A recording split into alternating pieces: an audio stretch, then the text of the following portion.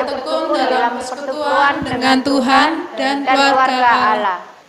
Senang sekali kita bisa bertemu sekali lagi dalam persekutuan doa roh kita secara online. Mari dengan penuh syukur kita siapkan hati kita untuk menyembah Dia dalam puji-pujian dan melayani Dia dengan doa-doa kita.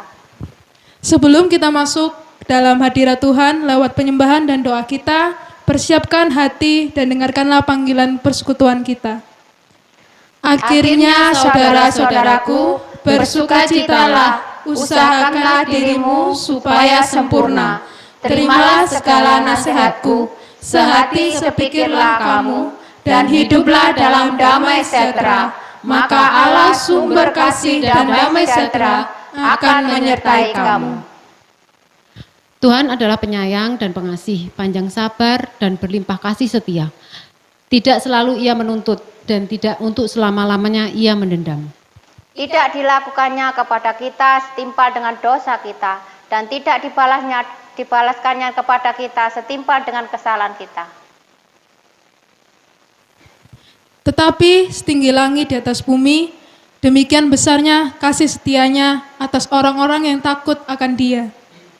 Sejauh timur dari barat, demikian dijauhkannya daripada kita pelanggaran kita. Mari kita nyanyikan pujian Sejauh timur dari barat.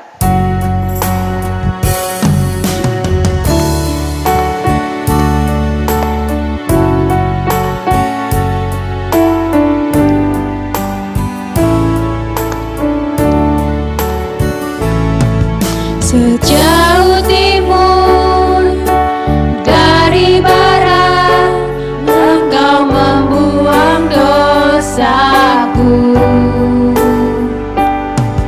Tiada kau ingat lagi pelanggaranku.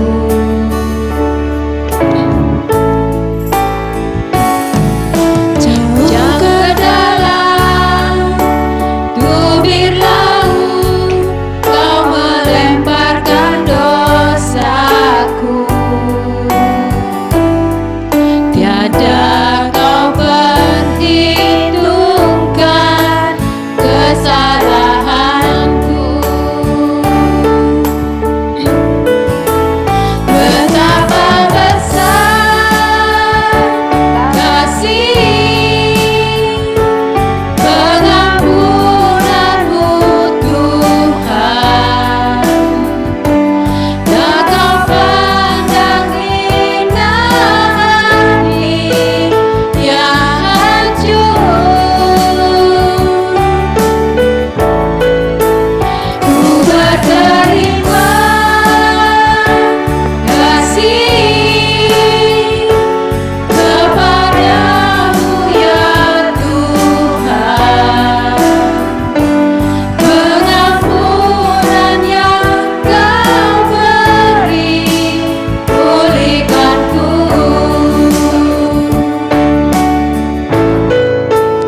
Betapa besar kasih pengampunanmu Tuhan. Tak kau pandang hina hati yang hancur. Ku berterima kasih kepadamu ya Tuhan. Pengampunan yang kau beri, pulihkanku. Pengampunan yang kau beri, pulihkanku.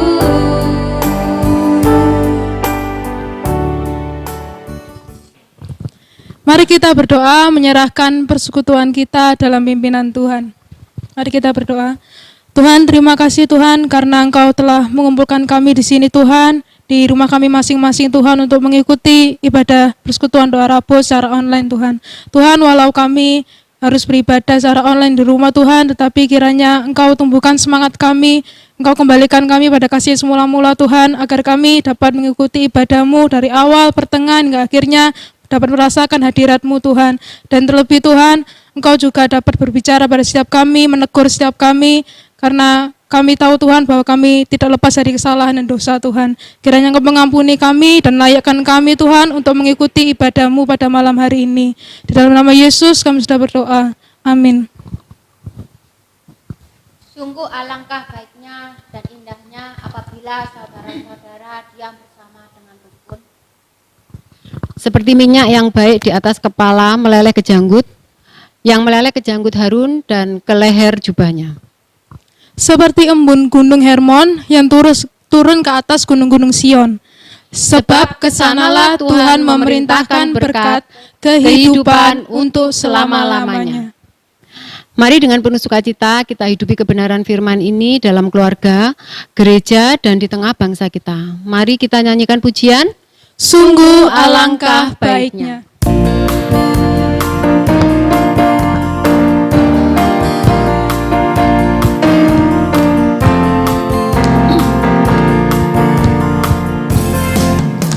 Sungguh alangkah baiknya, sungguh alangkah indahnya, bila saudara semua hidup rukun bersama. Sungguh alangkah baiknya, sungguh alangkah indahnya, bila saudara semua hidup rukun bersama. Seperti minyak di kepala Harun yang ke janggut dan jubahnya turun, seperti embun di bukit Hermon mengalir ke bukit Sion. Sebab kesanalah Allah meminta agar berkat-berkat-Nya tercurah, serta memberikan anugerah-Nya hidup selama-lamanya. Sungguh alangkah baiknya, sungguh alangkah indahnya, bila saudara semua hidup rukun bersama. Seperti minyak di kepala Harun yang ke janggut dan jubahnya turun, seperti embun di bukit Hermon mengalir ke bukit Sion. Sebab kesanalah Allah memerintah agar berkat-berkat-Nya tercurah, serta memberikan anugerah-Nya hidup selama-lamanya.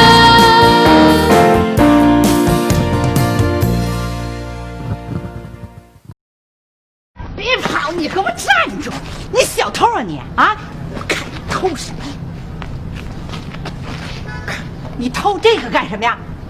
问你话呢，说呀你！我问你话呢，你说呀你！我问我妈。哎，妈，行了行了行了。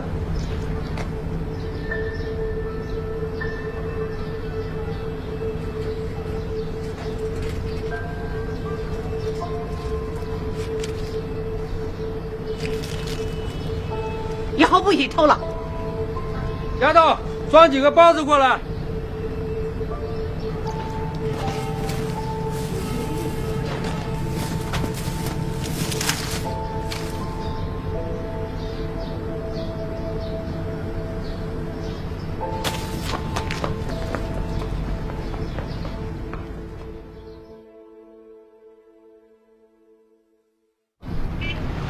哎，来了，里边坐。爸，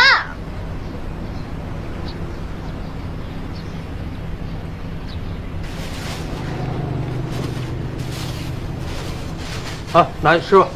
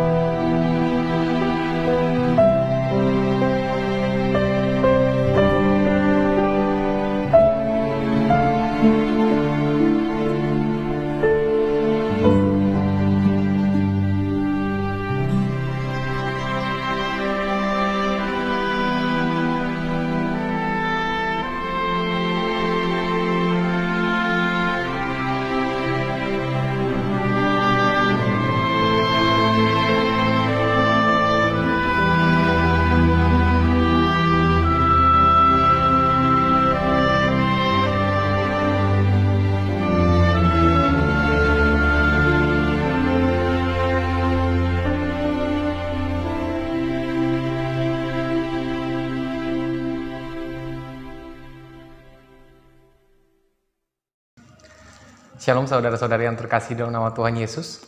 Bersyukur hari ini kita masih dapat kesempatan untuk sama-sama belajar merenungkan kebenaran firman Tuhan. Dan topik yang akan kita renungkan pada hari ini adalah milikilah kasih Kristus. Namun sebelum jauh kita akan merenungkan kebenaran, mari kita satu dalam doa. Bapa, terima kasih untuk berkat-Mu. Sekali lagi kami boleh diberikan kesempatan untuk belajar firman Tuhan. Kiranya Tuhan yang memimpin kami sehingga kami tahu apa yang harus kami lakukan sesuai dengan apa yang Tuhan perintahkan. Di dalam nama Tuhan Yesus kami berdoa. Amin. Mari kita buka kitab Yohanes pasal 15, ayat yang ke-9 sampai ayat yang ke-12 saja. Saya bacakan untuk kita semua. Seperti Bapa telah mengasihi aku, demikianlah juga aku telah mengasihi kamu. Tinggallah di dalam kasih-Ku itu. Jikalau kamu menuruti perintah-Ku, kamu akan tinggal di dalam kasih-Ku. Seperti aku menuruti perintah Bapa-Ku dan tinggal di dalam kasih-Nya. Semuanya itu Kukatakan kepadamu, supaya sukacita-Ku ada di dalam kamu, dan sukacitamu menjadi penuh. Inilah perintah-Ku, yaitu supaya kamu saling mengasihi seperti aku telah mengasihi kamu. Saudara-saudara, realitanya kita akan banyak menemukan tentang zaman ini yang menyatakan kasih secara pudar. Kenapa? Kasih yang begitu abstrak sering kita temui melalui begitu banyak tindakan orang-orang. Misalnya contoh, kita bisa melihat kasih yang modelnya eksklusif. Saya hanya mau mengasihi kalau suku, kalau sehobi, kalau mempunyai chemistry yang sama begitu ya. Intinya dalam ruang lingkup yang terlalu dibatasi untuk menyatakan kasih. Terus kasih yang berbau motif. Saya hanya mampu mengasihi kalau orang itu saya perlukan. Nah, kalau saya ingin sesuatu, saya akan dapat mengasihi orang itu karena saya punya motif. Ini ya begitu. Ada kasih-kasih yang dalam hal ini dinyatakan tetapi dengan motif yang tidak benar. Karena kenyataannya tidak sedikit manusia mengeksploitasi kebaikan orang lain dikemas dengan cara mengasihi. Tapi tujuan akhirnya akan bermuara kepada kepentingan diri sendiri dan bukan kepentingan orang lain. Karena kita perlu mengerti kasih itu sebenarnya satu tindakan pengorbanan, satu tindakan menghargai, satu tindakan yang mencakup pemberian diri dan bukan menuntut. Setiap tindakan kita telah dicemari dosa, makanya sulit untuk manusia dapat mengasihi orang secara tulus. Namun dalam hal ini kita juga perlu menyadari bahwa kita merupakan makhluk mulia yang mengemban gambar Allah. Tetapi sayangnya, gambar Allah yang ada di dalam diri kita telah rusak. Sehingga natur Allah yang adalah kasih, yang kita juga boleh terapkan, itu pun telah rusak. Maka kasih kita pun penuh dengan kepalsuan. Jadi kasih dan kebaikan kita itu selalu sekali lagi bermuara kepada keegoisan. Hal ini terjadi karena kita tidak punya pedoman kasih yang murni. Namun melalui kebenaran firman Tuhan ini kita akan belajar. Kalau kita melihat dari kasih Kristus, ketika dia mengungkapkan satu pernyataan di ayat 9, seperti Bapa telah mengasihi aku, demikian juga aku telah mengasihi kamu. Tinggallah di dalam kasih-Ku. Ini ada satu hubungan relasi antara Kristus dengan Bapanya. Relasi antara Tritunggal, di mana Allah telah menunjukkan tindakan kasih yang benar. Dan dalam hal ini, Kristus menginginkan kita untuk tetap berada di dalam kasih itu. Karena kalau kita melihat di ayat ke-9b dikatakan, tinggallah di dalam kasih-Ku itu. Kalau dalam terjemahan yang lain menyatakan tinggallah secara terus-menerus. Karena bagi Kristus, hal ini merupakan satu sukacita bagi kita. Namun jangan pernah kita lupa, kasih yang dimaksudkan Kristus ini mencakup juga ketaatan. Karena ada tanggung jawab. Kenapa saya katakan tanggung jawab? Situ di ayat 10 dikatakan, jika kamu menuruti perintah-Ku, kamu akan tinggal di dalam kasih-Ku. Seperti aku menuruti perintah Bapa-Ku dan tinggal di dalam kasih-Nya. Nah di sini Tuhan Yesus menyatakan ada satu perintah untuk tetap tinggal. Dan di sisi lain juga mengarahkan orang agar hidup taat. Taat berarti kepada siapa? Taat kepada perintah Allah. Nah yang jadi pertanyaannya itu perintah yang mana saudara-saudara? Mari kita baca di ayat yang ke-12. Inilah perintahku, yaitu supaya kamu saling mengasihi seperti aku telah mengasihi kamu. Ini perintah Kristus. Bahwa ini bukan cuma sekedar dorongan batiniah agar kita mampu berbuat baik kepada orang lain, tidak. Tapi ini merupakan perintah untuk mengasihi orang secara tulus. Dan dalam hal ini kita butuh memiliki kasih Kristus. Dan Kristus bilang, sebenarnya kita bukan memiliki kasih itu, tetapi kita udah tinggal di dalam kasih itu. Dan otomatis secara simultan juga kita mengerti bahwa kita telah memiliki kasih itu. Dan salah satu indikasinya ketika kita mengasihi, karena kita memiliki kasih Kristus, kita akan mampu mengasihi orang secara tulus. Kita tidak memiliki motif yang muluk-muluk. Saya mengasihi dia karena dia dikasihi Allah. Saya mengasihi dia karena dia pantas dikasihi. Terus kita bisa mengatakan, loh, tapi kan kalau dia jahat, kalau dia begini, kalau dia begitu, kalau dia begini, kalau dia begitu, dia pernah melakukan hal seperti ini ke saya, pantaskah saya mengasihi dia? Jangan dong. Saudara-saudara, pertanyaannya, apa yang membuat kita pantas untuk dikasihi Kristus? Apa yang membuat kita pantas untuk diselamatkan Kristus, saudara-saudara? Apa yang membuat kita berhak menerima segala kebaikan kasih Kristus? Tidak ada. Maka dengan demikian, kasih Kristus yang ada di dalam diri kita akan mendorong kita, akan mengarahkan kita untuk meluapkan kasih kepada sesama, sekalipun mengasihi orang yang pernah mengecewakan kita. Apakah marah wajar? Marah wajar. Apakah marah itu dosa? Marah tidak dosa. Asalkan marah dengan tujuan kasih. Kristus marah ketika murid-muridnya berbuat kesalahan, ketika dia melihat orang banyak melakukan tindakan-tindakan cemar. Tapi dalam hal ini Kristus tidak pernah lupa untuk mengajarkan murid-muridnya untuk hidup di dalam kasih itu. Sehingga ketika murid-murid bergerak di dalam satu tindakan yang dikehendaki Tuhan, mereka tatkala mengalami satu peristiwa yang membuat mereka marah karena tujuan kasih. Mari saudara-saudara, melalui perenungan singkat ini kita bisa belajar bahwa kasih yang mendorong kita itu akan memampukan kita mengasihi orang secara murni sebagaimana Kristus mengasihi kita. Saudara-saudara, Josh McDowell dia mengatakan seperti ini. Kasih adalah menganggap penting keamanan, kebahagiaan, serta kesejahteraan bagi orang lain. Sama halnya bagi diri sendiri. Saudara-saudara, penting kita untuk mengerti ini. Kalau kita menyatakan kasih, tetapi semua untuk kepentingan kita, itu keliru. Karena kasih itu akan mendorong kita berkorban bagi orang lain. Kasih itu akan mendorong kita melakukan tindakan-tindakan kemanusiaan. Jadi ketika kita menyembah Allah, bukan berarti kita hidup terlalu mengarah ke abstrak-abstrak, terlalu mengarah ke surgawi, sampai kita lupa menjalani hidup secara horizontal. Saudara-saudara, ini tanggung jawab dari Allah. Ketika kita benar-benar mengasihi Allah, kita akan mampu mengasihi sesama. Dan ketika kita tinggal di dalam kasih Kristus, kita akan mampu mementingkan kepentingan orang lain. Sebagaimana kita mementingkan kepentingan kita. Karena kasih yang berfokus pada diri sendiri akan punya potensi untuk mengambil kebahagiaan orang lain demi kebahagiaan diri sendiri, saudara-saudara. Kasih yang lahir dari Allah mendorong kita menghargai sesama dan belajar mementingkan orang lain dan tidak hanya mementingkan diri sendiri. Makanya penting kita untuk menyadari memiliki kasih Kristus adalah sukacita yang penuh. Karena sukacita kita mendapatkan jaminan keselamatan. Sukacita karena kita dapat berelasi dengan Allah yang penuh dengan kasih itu. Sukacita karena kita bisa melakukan kehendak Bapa dengan sukacita. Sebagaimana Kristus sukacita di dalam ketaatan melakukan kehendak Bapa. Seharusnya kita juga dapat taat melakukan kehendak Bapa untuk mengasihi sesama. Kasih yang daripada Allah akan terrepresentasi melalui kegiatan hidup kita sehari-hari. Mari kita miliki hati Kristus. Mari kita memiliki kasih Kristus. Dan dengan demikian kita bisa membawa terang Kristus dimanapun kita berada dan orang bisa memuliakan Allah. Kita tutup dalam doa. Terima kasih Tuhan untuk kebaikan-Mu atas setiap kehidupan kami. Engkau memimpin kami kepada banyak hal. Namun kami sadar kami sering jatuh bangun di dalam dosa. Tapi satu hal yang kami tahu, tanpa pedoman kasih yang benar, kami tidak akan mungkin mampu mengasihi orang secara tulus.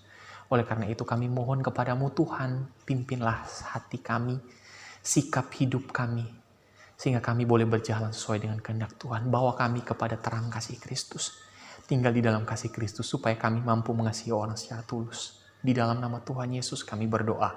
Amin. Jemaat terkasih, kita bersyukur pada malam hari ini kita telah dibimbing lewat firman Allah. Sehingga anugerahnya yang membimbing kita dan menguduskan kita. Sehingga kita mengalami pengampunan Kristus dan belajar bersama Tuhan untuk mengampuni.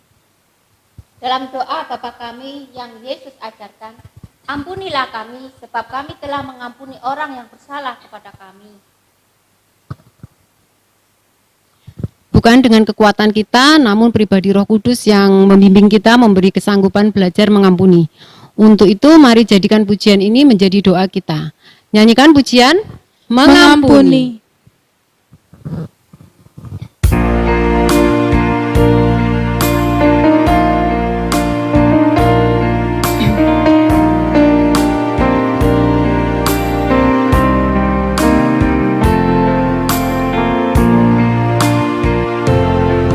Ketika hatiku telah disakiti, ajarku memberi hati mengampuni.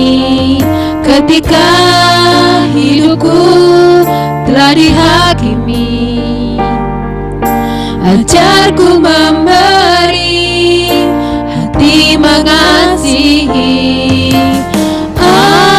Ampuni bila kami tak mampu mengampuni yang bersalah kepada kami, seperti hati Bapa mengampuni, mengasihi, tiada pamrih. Ketika hatiku telah disakiti, ajarku memberi hati mengampuni. Ketika hidupku telah dihakimi, ajarku memberi hati mengasihi. Ampuni bila kami tak mampu mengampuni yang bersalah kepada kami, seperti hati Bapa mengampuni, mengasihi, tiada pamrih. Ampuni bila kami tak mampu mengampuni yang bersalah kepada kami, seperti hati Bapa mengampuni, mengasihi, tiada pamrih.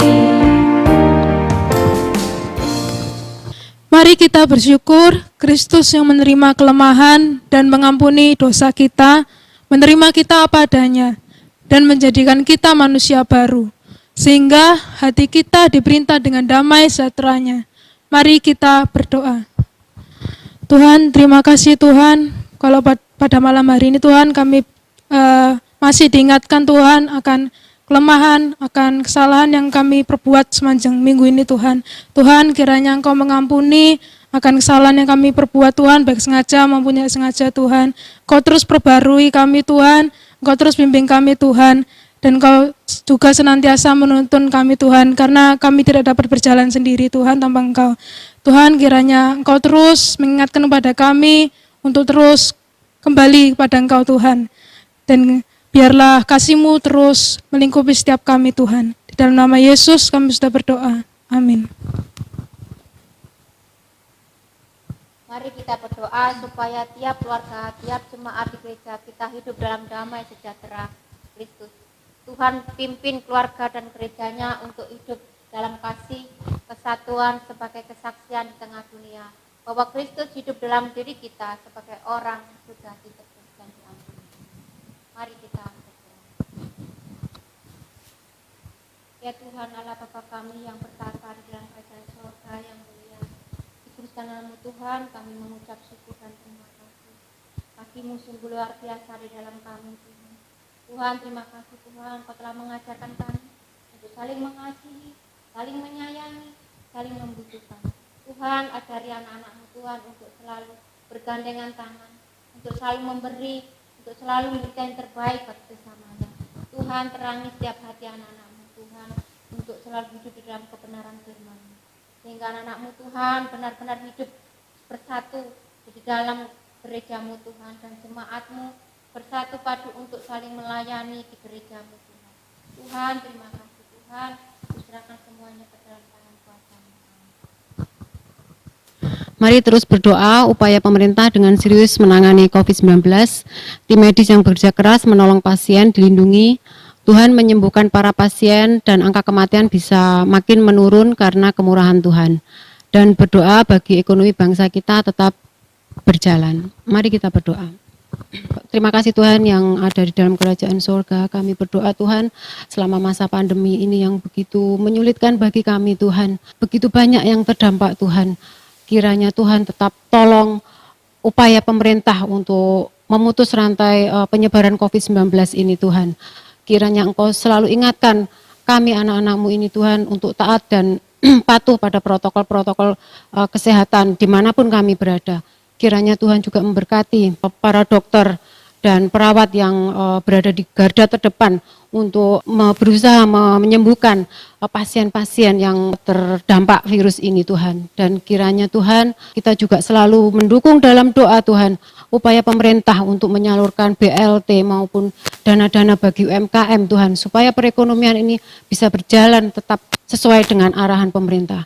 Tuhan, kiranya kami serahkan Tuhan hidup kami, pemimpin-pemimpin kami dalam memimpin kami, bangsa ini ke dalam tangan-Mu Tuhan. Kiranya biarlah terjadi sesuai dengan kehendak-Mu Tuhan, dan kiranya kemurahan hati-Mu Tuhan selalu melingkupi kehidupan kami. Di dalam nama Tuhan Yesus Kristus kami berdoa dan mengucap syukur. Amin. Sebagai pokok doa terakhir, kita berdoa untuk pergumulan jemaat dalam kesehatan, ekonomi pekerjaan, studi anak-anak, supaya diberkati masa depannya, kerohaniannya, tiap jemaat, supaya tetap kuat imannya dalam masa pandemi ini. Mari kita berdoa masing-masing dulu, di rumahnya masing-masing. Kita berdoa.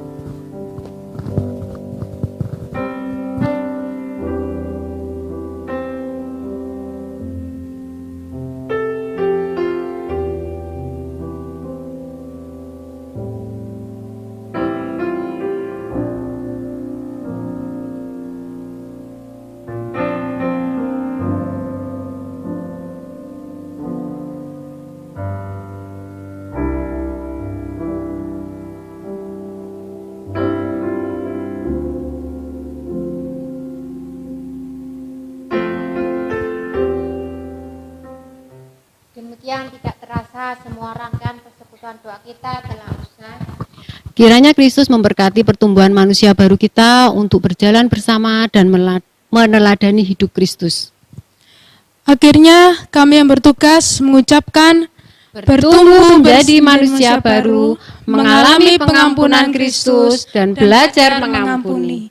Amin.